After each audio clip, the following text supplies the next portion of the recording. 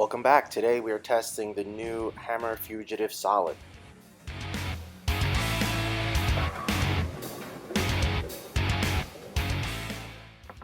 If you like what we do, don't forget to subscribe, hit the notifications button, check us out on Instagram, Facebook, and Patreon.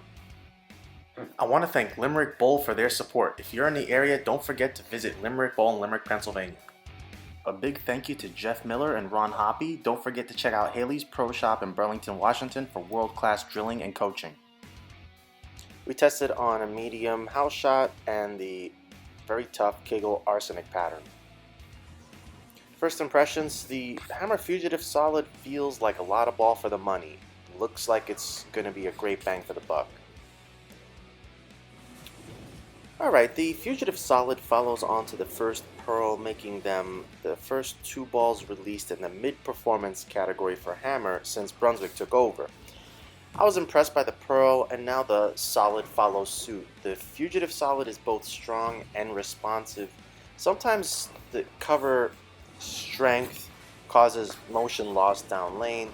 Not the case with this ball, far from it. In fact, at first blush I worried that it's too strong and maybe the core won't be strong enough, making it a little lazy down lane. However, once James settled in with this and the fresh cover got a few tosses in it, the ball really started to shine. The Fugitive Solid has pretty decent mid-lane read with a rounded transition, and then it just accelerates when it sees the friction.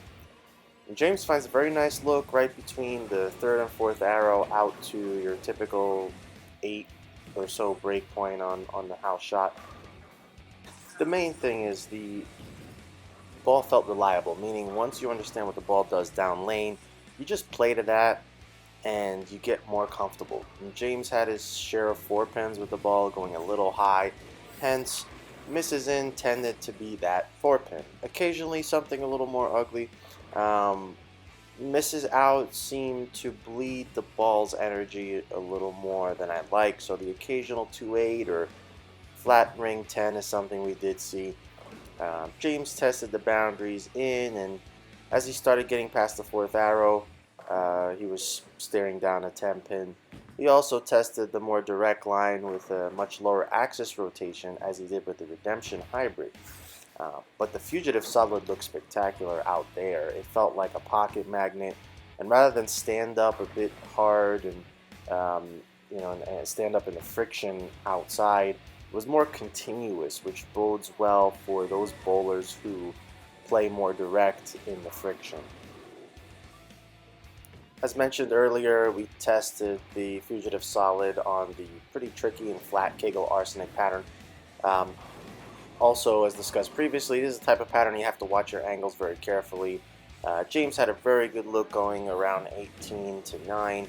He did live the odd 7 pin several times, actually on very good shots. Nevertheless, he had good control, the strong motion look on this pattern. Of course, this is still an accuracy pattern, so misses in are still not ideal and misses out are punishing. The big thing is that typically you don't need or want this much cover for very long on this pattern, as flat patterns change so quickly and strong covers make it even quicker as they break down the fronts. But this could be a very good look to start early on in the block. Final thoughts, the Hammer Fugitive Solid is going to provide a great bang for the buck and a nice 1-2 with the Fugitive Pearl. I could see many bowlers jumping on this due to the strength. It's probably around a B+, as while it has big benefits, it does have some limitations.